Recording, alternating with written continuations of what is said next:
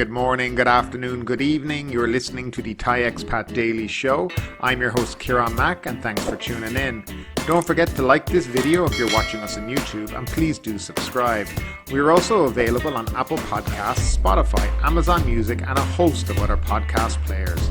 Now that that's all done, let's jump into today's show.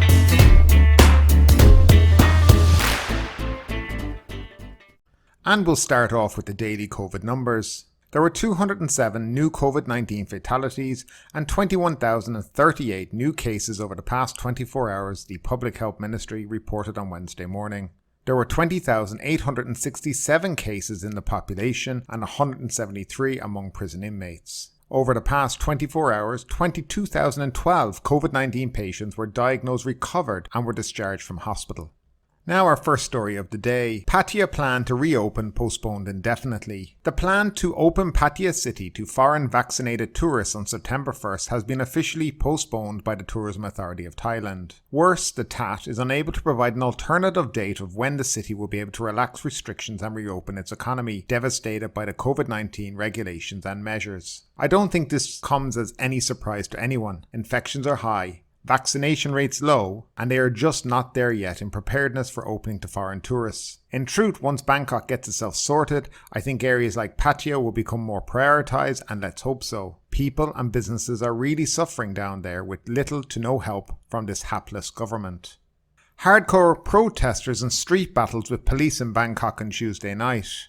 Hardcore anti-establishment protesters fought street battles with the police, throwing their ping pong bombs, bricks and other hard objects in response to the police use of teargas, water cannons and rubber bullets at Din Daeng intersection in Bangkok, which was the scene of similar clashes during a protest organised by the Free Youth Movement on Saturday. A number of protesters refused to disperse after leaders of the United Front for Thammasat and Demonstration Group, which organised the protest on Tuesday, announced an end to the rally at about 5:20 p.m. and told all the protesters to go home immediately. As police advanced in formation to break up the protest, they were showered with various types of missiles, triggering another round of street battles during which a police kiosk at Din Daeng intersection was set ablaze, which was quickly extinguished by the police. Deputy spokesman for the Royal Thai Police Colonel Krisana, told an impromptu news conference this evening there were two groups of protesters, one of which just wanted to protest against the government, while the second group were intent upon inciting unrest. He said that additional police have been deployed to Din Daeng intersection to prevent the situation getting out of control. He insisted that the police had done everything within international rules of engagement when keeping peace and order, admitting that on several occasions the police were provoked by the protesters. At least 6 police officers were wounded in the clash, according to the Bangkok Metropolitan Administration Erawan's Emergency Medical Service Centre. Some were reportedly hit in the legs by explosives and shots. At about 7:30 p.m. it was reported that some protesters torched another police kiosk near the Victory Monument. At around 9:15 p.m. both sides began retreating from the Din Daeng intersection. Now, the protests recently have begun to turn violent, with both protesters and police engaging with each other. It should be noted that protests and mass gatherings are banned under current COVID-19 regulations, which is no different than many other parts of the world. Indeed, many countries have banned mass protests, as we've seen in the UK, in Ireland, in parts of America, even in Australia. Protesters are coming to these events prepared to take on the police. Now, I do not agree with the violence. I am all for protests, but peaceful protests. There is no justification for violence from either side. The protesters' main demand at present is for the resignation of the Prime Minister, General Prayut Chan-o-cha. It's highly unlikely he will ever resign. However, there is certainly pressure on him to do so. The issue I have, and the question I have for the protesters and Thai people in general is, if he did resign, who would replace him? Who is your candidate? I've yet to hear that mentioned, and indeed these protests seem to be really leaderless, with many of the so-called leaders in jail at present. I don't see a legitimate replacement for the general. However, if he did resign tomorrow, he would just be replaced by a person nominated by the military-controlled Senate. Next in line is who? Anatan, the health minister, or the convicted drug dealer minister, who is now one of the most powerful men in the ruling party. None of these are capable of leading Thailand through this period. Or do they call an election? Recent changes to election voting means parties like the popular Move Forward party would do worse than now, and the ruling party would just increase its overall seats in parliament. This would end up giving them a majority and even more power. There is no quick fix to all of this. I think protesters know this. But I ask the question to you, should the PM resign? Or as the saying goes, better the devil you know than the devil you don't. I'd love to know those thoughts down in the comment section. Now next, CDC scuppers Q3 tourism hopes. The latest travel warning from the US Center for Disease Control and Prevention, the CDC, against travel to Thailand has exacerbated the tourism outlook for the third quarter, with all hopes now resting on the high season. With a surge of daily infections and record high fatalities being reported, the flow of travellers will automatically drop, with or without travel advisories, as people are concerned about health and safety, according to the president of the Association of Thai Travel Agents. On August 9th, Thailand was added to the highest level 4 list of countries. That's very high, which urges fully vaccinated US citizens to avoid travel to Thailand due to the risk of exposure to the virus and its variants. Mr. SPYWARE said travellers will avoid visiting Thailand after this warning. Even though the Phuket Sandbox has tried to establish itself as separate from the rest of Thailand, a recent flare-up of new cases on the island means the scheme might not have gained travellers' confidence. Phuket has recorded 54 new local cases on August 10, while there were 611 inpatients in hospital, occupying 69.4% of hospital beds in the province. The government has to effectively control the outbreak in a timely manner for the upcoming high season to allow more destinations to reopen and welcome tourists from Europe, he said. However, most countries in Asia are still suffering from the pandemic and might not be able for overseas holidays this year. Charintip Tiafon, president of the Tourism Council of Krabi, said the CDC warning will affect bookings for the Phuket Sandbox in August and September as travellers wait and see how the situation evolves. Krabi, Koh Samui and Pattaya are set to join the upcoming 7+7 Sandbox Island extension scheme this month, which lets tourists travel to other islands after spending their first 7 days in Phuket. Ms. Charintip said the US is one of the top markets for Koh-PP, so there might be some American tourists who continue with their plans. However, operators in Krabi are not expected to see an influx of travellers during the first stage of reopening, particularly in September, which is the lowest season for the Andaman provinces. Mrs. Charintip said the reopening should be a test run for the standard operating procedures in high season. We hope the national vaccine rollout could reach 10 million doses per month in August and September to contain and prevent outbreaks, paving the way for tourism to rebound in October, she said. Now, I don't buy this whole downgrading malarkey. Many EU countries are on the list, including the UK, Ireland, France, Portugal and Greece, to mention a few. From my knowledge of things happening in these countries, people are still travelling in numbers from the States. It hasn't put people off. The simple fact is, if you are vaccinated and look after yourself, you will be fine. A little bit of common sense can go a long way when travelling. It certainly seems to me that the powers that be are looking for excuses for dwindling sandbox numbers and things not going according to plan. I genuinely think their expectation was that hundreds of thousands of people were intent on visiting Thailand and there would be scores of people on flights arriving at Phuket International Airport. This was simply not realistic.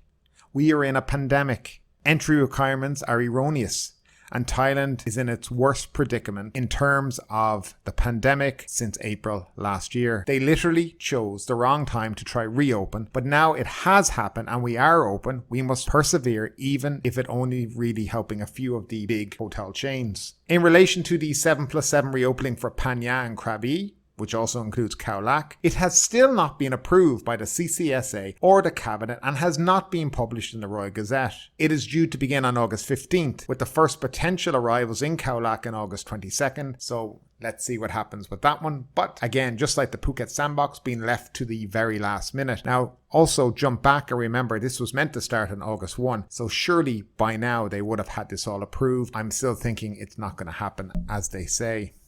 Now, the next two stories are very much linked. Thai police seeking spyware that will help it monitor chat applications. Thai police are seeking software that would help it monitor chat applications and social media private messages, a police source told the Thai Enquirer on Tuesday. The Royal Thai Police have reached out to several companies selling software like the Pegasus software developed by an Israeli defense company. Police have approached vendors looking for technology that could be used to monitor messages sent between popular chat applications like Line, WhatsApp, and Telegram. Police will use the application to monitor and prevent political protests, as well as to go after members of organised crime and drug smugglers, the source told the Inquirer, on the condition of anonymity. The news will worry rights groups and dissidents, especially after a watch list of protest leaders and opposition politicians was revealed on Monday. Thai police have been in the crosshair of pro-democracy demonstrators after clashes between protesters and the police left several injured. The police have been accused by the student-led demonstrators of using heavy-handed tactics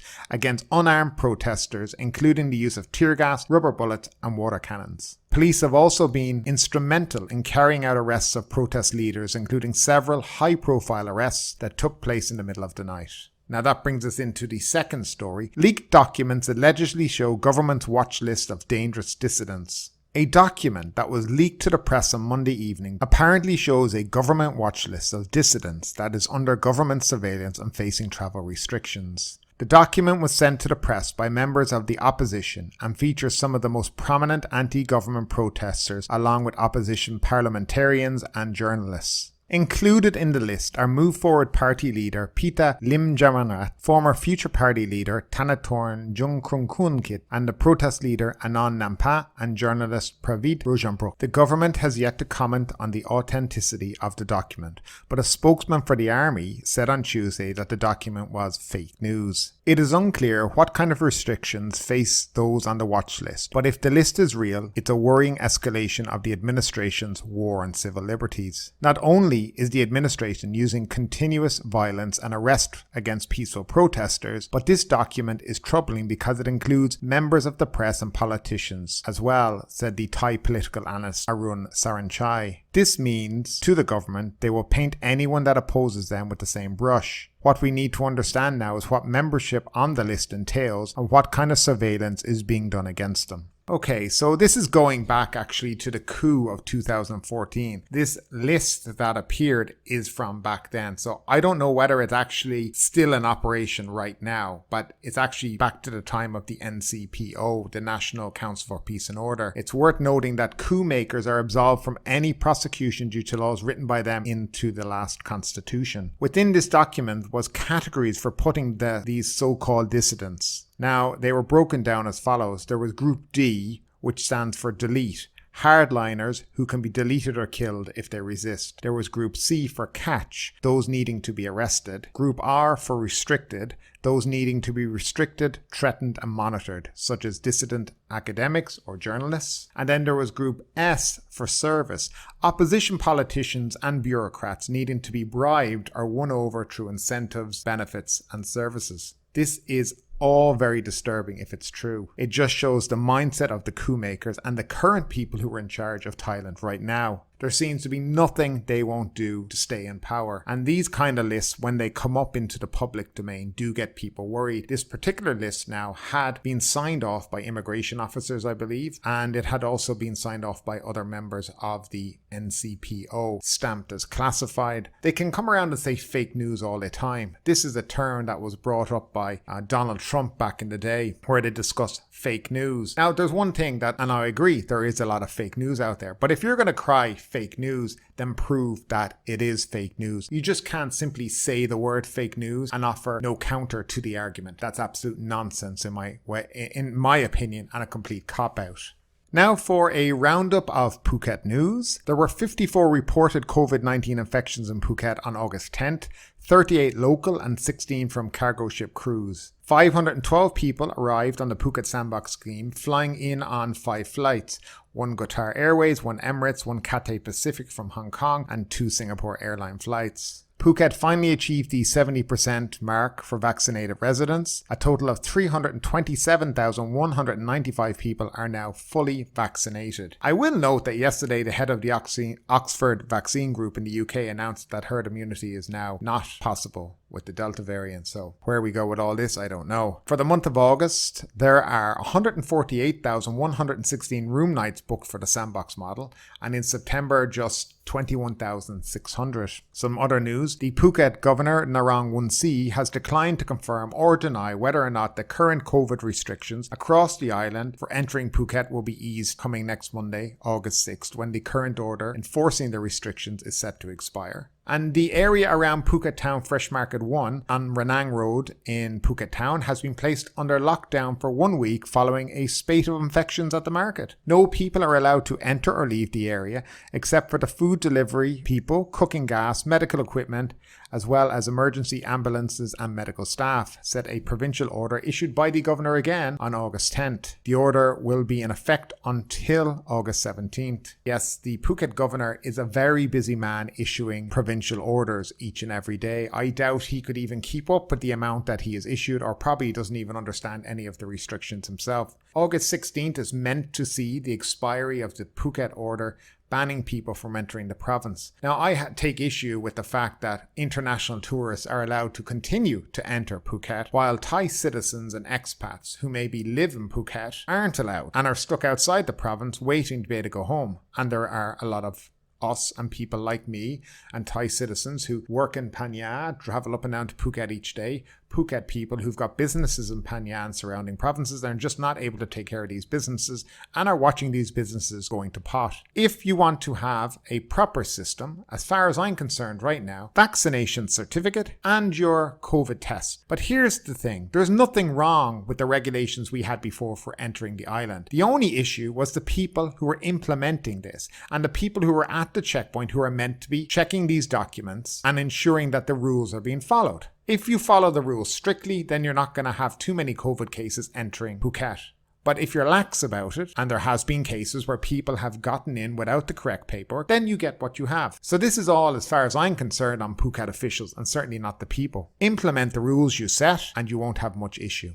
And finally, no thanks to Anatan, Thais praise Joe Biden for Pfizer doses. Sometimes giving credit where it's due is about denying it where it isn't. After a placard praising Thailand's unpopular public health minister for vaccines donated by the United States went viral to bitter gasps, people responded by going out of their way to thank the man they felt deserved props, US President Joseph Biden. Mr. Joe Biden, President of the United States of America, gave Pfizer COVID-19 vaccines to health workers August 9, 2021, read one sign held in an inoculation selfie. In images popping up across social media, health workers and other eligible for the mRNA vaccines cradle thank you messages which, while they got jabbed, at least one person made their own Biden gratitude meme on an iPad to hold. Some images were quickly laundered by online meme smiths who had fun putting Biden in the kind of traditional suits worn by Thai officials when they want to look regional. Some were motivated by resentment after seeing the original placard crediting Anatan Nu Sharavakul, who's become widely reviled for his handling of the pandemic. The sign, meant as a photo backdrop for Anatan's visit to central Thailand, thanked him for giving Pfizer vaccines to health workers in Nakhon Sawan. The vaccines were actually part of more than 1.5 million doses donated by the United States late last month. A local health official in Nakhon Sawan dispelled doubts about the sign's authenticity. Provincial health worker Adisorn Watasanak said that though the cutout was authentic and meant to thank Anatan when he visited Saturday, they decided not to display it publicly for fear that it would become political. I and my team reconsidered it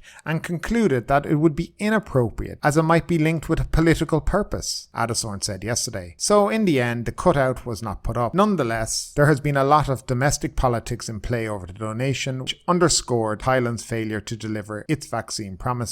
After the US donated vaccines arrived July 30th, questions immediately surfaced about whether medical frontliners would receive the half they were promised. Even deeper doubts were raised about some portions being siphoned away to the VVVVV IPs or the military. Now you got to love that story when you see how the people really responded to their Minister of Health, and he has been getting a lot of flack recently. In fact, he came out to basically wash his hands of the vaccine procurement situation by saying that it had nothing to do with him and that he was just there to offer support. One makes you wonder why there is a Ministry of Health in Thailand at all. But ultimately, with this story or anything else that stood out to you today, I'd love to know your thoughts in those comments down below, because yes, this is a news show, but it's also a conversation. Now keep that conversation going. Make sure you like the video, subscribe to the channel, share this video, and do whatever, all that good stuff you love to do with it. But ultimately, my name is Kira Mack. You've been listening to the Thai Expat Daily Show, and we'll see you next time.